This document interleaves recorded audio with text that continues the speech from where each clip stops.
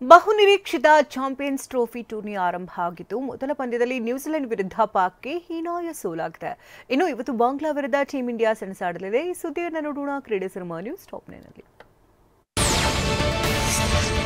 ICC champions ಟ್ರೋಫಿಯ ಆರಂಭಿಕ ಪಂದ್ಯದಲ್ಲೇ ಪಾಕಿಸ್ತಾನ ಹೀನಾಯ ಸೋಲು ಕಂಡಿದೆ. ಕರಾಚಿಯ ನ್ಯಾಷನಲ್ ಸ್ಟೇಡಿಯಂನಲ್ಲಿ ನಿನ್ನೆ ನಡೆದ ಉದ್ಘಾಟನಾ ಪಂದ್ಯದಲ್ಲಿ ಮೊದಲು ಬ್ಯಾಟಿಂಗ್ ಮಾಡಿದ ನ್ಯೂಜಿಲೆಂಡ್ 320 ರನ್ಗಳ ಬೃಹತ್ ಗುರಿ ನೀಡಿತು.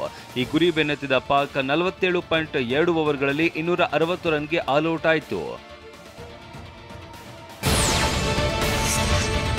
ನ್ಯೂಜಿಲೆಂಡ್ ಪರ ವಿಲ್ ಯಂಗ್ 107 ರನ್ಗಳ ಆಕರ್ಷಕ ಶತಕ ಸಿಡಿಸಿದ್ರು. ಇನ್ನು ಟಾಮ್ ಲ್ಯಾಥಮ್ ಕೂಡ 118 ರನ್ಗಳ ಭರ್ಜರಿ ಶತಕ ಸಿಡಿಸಿ ಮಿಂಚಿದ್ರು. ಇನ್ನುಳಿದಂತೆ ಗ್ಲೆನ್ ಫಿಲಿಪ್ಸನ್ 61 ರನ್ಗಳ ಆಕರ್ಷಕ ಅರ್ಧ ಶತಕ ಸಿಡಿಸಿ ತಂಡದ ಮೊತ್ತ ಹೆಚ್ಚಿಸುವಲ್ಲಿ ನೆರವಾದ್ರು.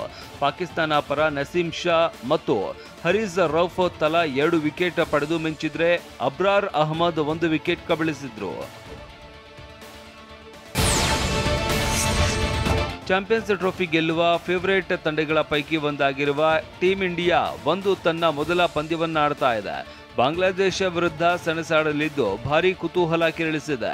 ಮುಂಬೈ ಅಂತಾರಾಷ್ಟ್ರೀಯ ಕ್ರೀಡಾಂಗಣದಲ್ಲಿ ಪಂದ್ಯ ನಡೆಯಲಿದೆ. ಇದು ರೋಹಿತ್ ಶರ್ಮಾ ಮತ್ತು ವಿರಾಟ್ ಕೊಹ್ಲಿ ಅವರ ಕೊನೆಯ ಐಸಿಸಿ ಟೂರ್ನಿ ಎಂದೇ ಹೇಳಲಾಗ್ತಾ ಇದ್ದು ಈ ಇಬ್ಬರ ಮೇಲೆ ಕ್ರೀಡಾಭಿಮಾನಿಗಳು ಚಿತ್ತ ಕೇಂದ್ರೀಕರಿಸಿದ್ದಾರೆ. ವಡೋದರಾದಲ್ಲಿ ನಡೆದ ಮಹಿಳಾ ಪ್ರೀಮಿಯರ್ ಲೀಗ್ನಲ್ಲಿ ಡೆಲ್ಲಿ ಕ್ಯಾಪಿಟಲ್ಸ್ ತಂಡ ಯುಪಿ ವಾರಿಯರ್ಸ್ ವಿರುದ್ಧ 7 ವಿಕೆಟ್ಗಳ ಗೆಲುವು ದಾಖಲಿಸಿದೆ. ಟಾಸ್ ಗೆದ್ದು ಮೊದಲು ಬ್ಯಾಟಿಂಗ್ ಮಾಡಿದ ಯುಪಿ ತಂಡ ನಿಗದಿತ 20 ಓವರ್ಗಳಲ್ಲಿ 7 ವಿಕೆಟ್ ನಷ್ಟಕ್ಕೆ 166 ರನ್ ಕಲೆ ಹಾಕಿತು.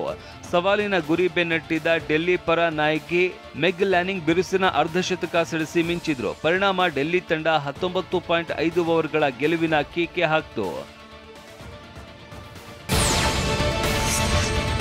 ಶಿವಾಜಿ ಜಯಂತಿ ಪ್ರಯುಕ್ತ ರಿಷಬ್ ಶೆಟ್ಟಿ ಸಿನಿಮಾದ ಹೊಸ ಪೋಸ್ಟರ್ ರಿಲೀಸ್ ಆಗಿದೆ. ಛತ್ರಪತಿ ಶಿವಾಜಿ ಮಹಾರಾಜ್ ಚಿತ್ರತಂಡ ನಿನ್ನೆ ಹೊಸ ಅಪ್ಡೇಟ್ ನೀಡಿದೆ. ಸ್ಟಾರ್ ಡೈರೆಕ್ಟರ್ ಸಂದೀಪ್ ಸಿಂಗ್ ಛತ್ರಪತಿ ಶಿವಾಜಿ ಮಹಾರಾಜ್ ಚಿತ್ರದ ಹೊಸ ಪೋಸ್ಟರ್ ಬಿಡುಗಡೆ ಮಾಡಿದ್ದಾರೆ. ಕನ್ನಡ, ತೆಲುಗು, ಹಿಂದಿ, ತಮಿಳು, ಮರಾಠಿ, ಮಲಯಾಳಂ ಮತ್ತು ಬಂಗಾಳಿ ಸೇರಿದಂತೆ 7 ಭಾಷೆಗಳಲ್ಲಿ ಈ ಚಿತ್ರ ನಿರ್ಮಾಣವಾಗ್ತಾ ಇದೆ.